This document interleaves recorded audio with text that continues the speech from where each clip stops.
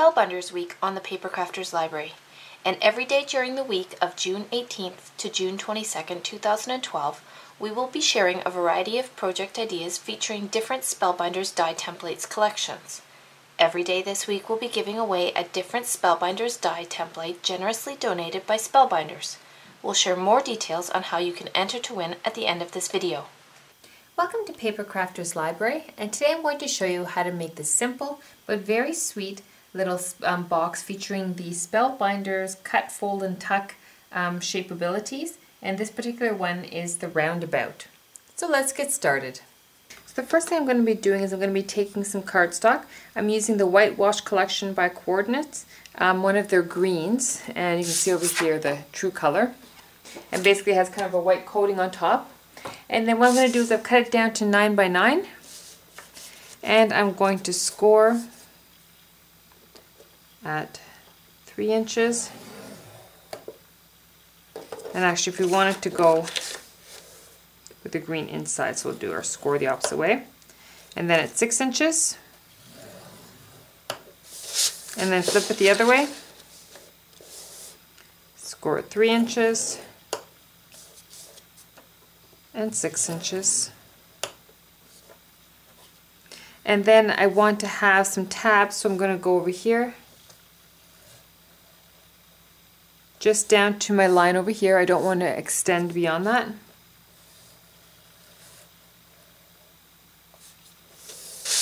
And I'm going to go around and do the same thing for all of them. These are 1/2 inches that I'm going for my tabs.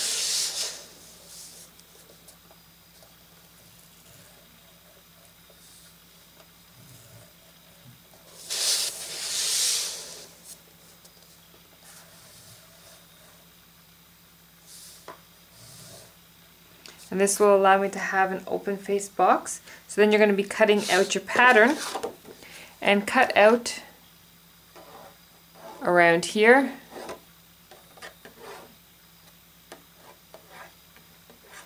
And then just cut the little tabs over here. Okay? So you can see I have it cut over here. So now I'm just going to cut my tabs.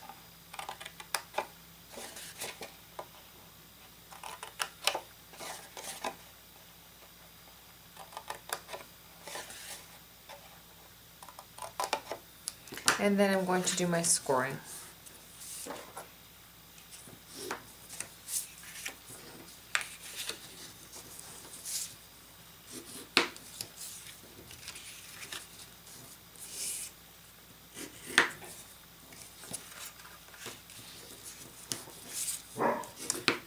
Okay, and then finish scoring your 4 lines over here.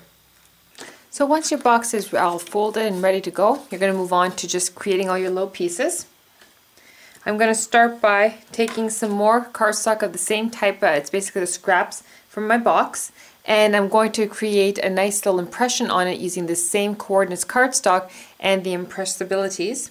Now this is really neat because when you do use these impressibilities, you then have the design. You can go with either, have it so that the raised side is on the white side or the negative side is on the white. And once you do that, you can just kind of sand off the color and you can get a more distinct kind of patterned cardstock that has that embossed feel to it. So I'm going to be doing mine on my Big Shot, and I'm going to be cutting, I'm going to need 4 of them, and I'm going to cut them at 2.5 by 2.5. And I have over here, if you take a look at my thing, I have it on tab 1. I have 4 shim, each shim being a piece of cardstock which is cut to size of my cutting mat. Then I have my impressibility. I'm going to place it face down so that I get the negative side over here.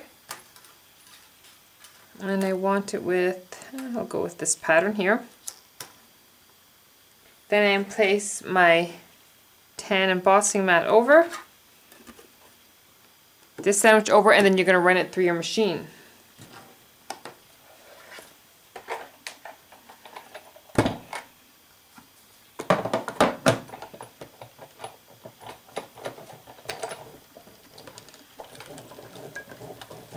Now if you're using the Spellbinder system, then of course you're going to follow the guides for using their for the sandwich that they're going to need for their machine. Once you remove it, you're going to notice you have the design over here. And then you'll be ready to sand it. Now before we do that, we're just going to cut any other pieces we need so that it's already done. We don't have to worry about it anymore. So I'm going to get rid of my shims. And I'm going to need to cut my tuck and fold little medallions. And for the sandwich and the big shot, very simple. Putting my block over here to the top, so it's tab 2. First cutting mat.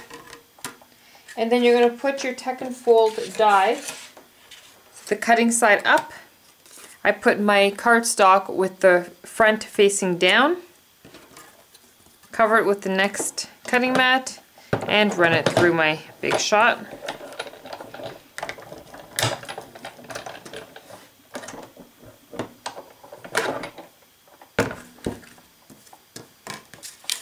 And then you're going to pop it out. And then we'll show you how to do these shortly.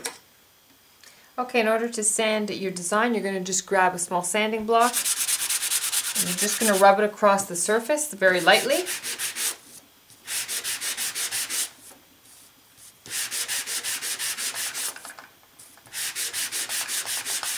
And this will reveal your design. If you want to get a deeper impression, then you simply put some more shims in your cutting plates so that you can get a tighter squeeze and a deeper impression. Okay, so you're going to do that to all 4 of your mats. Then you're going to make sure you have, this one over here is the mellow basic gray paper. I cut them at 2 7/8 by 2 7/8. This one's 2.5 by 2.5, so we have a nice little border going on like that. For our tuck and folds, I've cut 4 of this medallion here and 4 of this one. And if you want to know which one I'm using, it's over here. The roundabout is what it's called, so it's kind of more of a rounded look with the pointed one for the center. I'm using the medium and the small. To get these out, it's very simple. I tend to use a pin.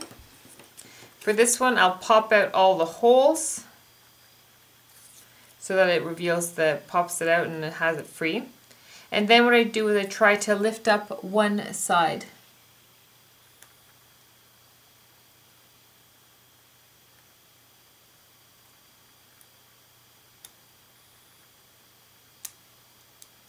Okay. From there, I just gently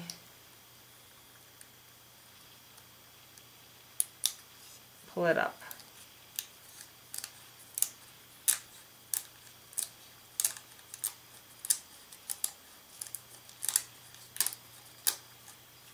Okay, which reveals it here.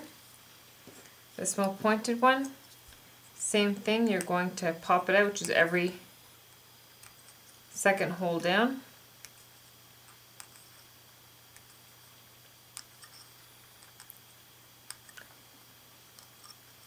And then you just pop up one spot. And then pull up.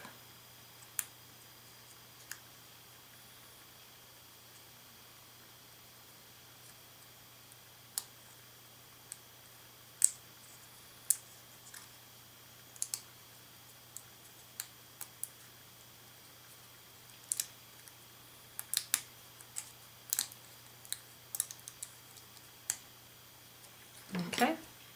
Now to do these ones, they both kind of go the same way. You're going to start by pushing these back. Make sure you bring it all the way back. Don't allow it to fold before the line over here. So pull it firmly back and then press down. And you're going to do this all the way around. And I do all my little tabs first before attempting to tuck.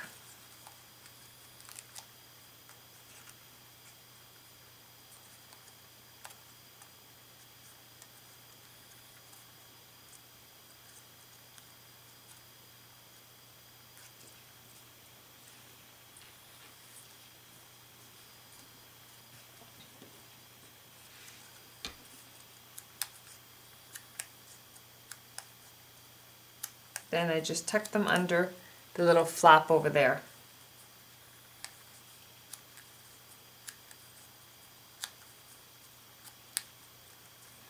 until you have that.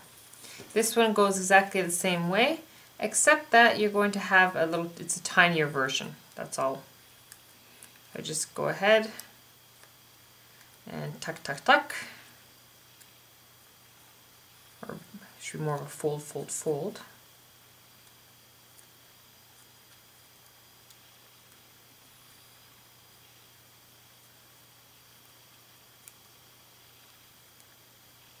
And then tuck. I find it's a lot faster if you do it more assembly line like that, all one task and then the next and then the next, as opposed to trying to fold and tuck, then fold and tuck, which is a lot slower.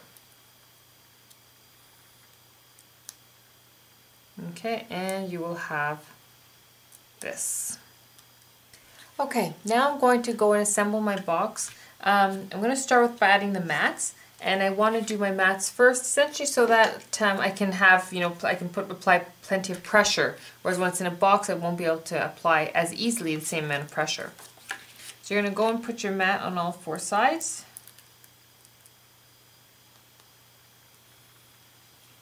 And I like using glue because it's strong and I can apply it to the whole perimeter cheaply.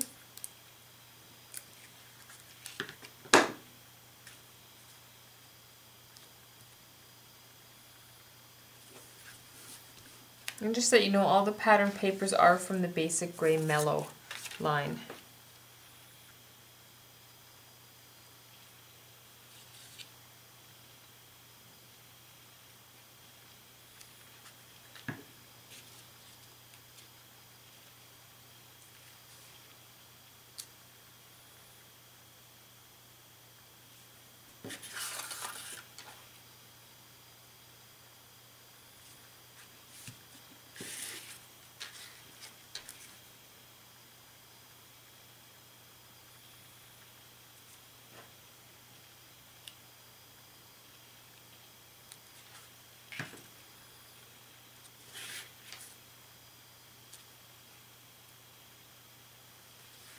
And once the four sides are applied, go ahead and apply this to the center of each one. If you want, you can add a little bit of shading to it, or you can leave it as is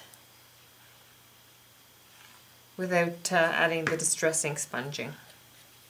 Okay, so go ahead and do this to all four sides. Okay, so once you have all of your mats done, you're going to start preparing your box for folding. I've placed red liner tape on all of the three corners here, and then you're going to make sure you put it on each of the tabs, and make sure you put it right next to the crease line, like so, and then just cut it off. Remove your backing.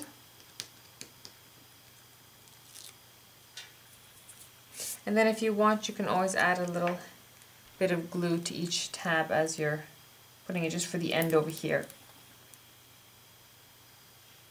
And that just keeps it flat against the side. Okay.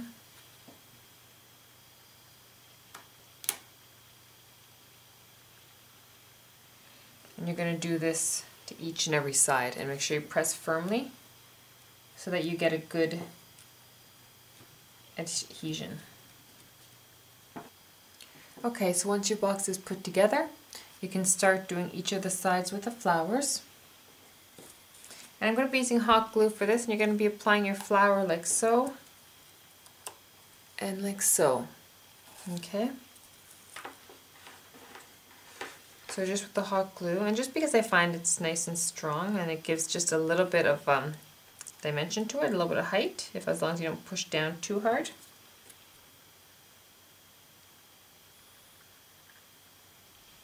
And then of course the string you can remove after. Okay, and let each side set before moving on to the next. It's going to take about a minute or two just to set nice and strong. So once your medallions have set, you can start adding a little center to it. You can either go with a brad or a nice pretty flower. I'm using some poppy and peonies, and this is by Prima. And I'm using the oranges and yellows, and they're really, really beautiful. Probably some of my favorites, so it kind of hurts to use them, but I can't get into this habit of constantly saving and hoarding all of my things, so I'm using them. And you're going to put one in the center of each of your medallions.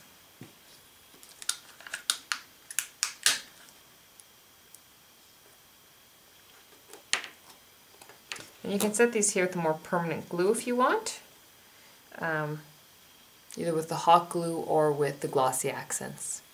Okay, so there you go. You can see a very simple little box featuring the Spellbinders Tuck and Fold medallions. Really simple, really easy, but really stunning. As we mentioned at the beginning of this video, every day this week we're giving away a different die template generously donated by Spellbinders. One winner will be randomly chosen from the comments left on each day's post. All 5 winners will be announced on Friday, June 22nd at 11 p.m. Eastern Standard Time. To enter to win today's giveaway, visit the Paper Crafters Library blog and leave a comment in the post you see here. If you're watching this video from somewhere other than our blog, you'll find a direct link to this post in the video description section.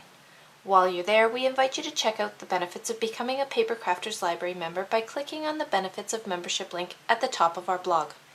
The winner will be announced on Friday, June 22nd at 11 p.m. Eastern Standard Time. Be sure to visit our blog every day this week for more great projects using Spellbinders die templates and for more opportunities to win, as each day Spellbinders will be giving away one of the dies we used in that day's projects. See you on the blog!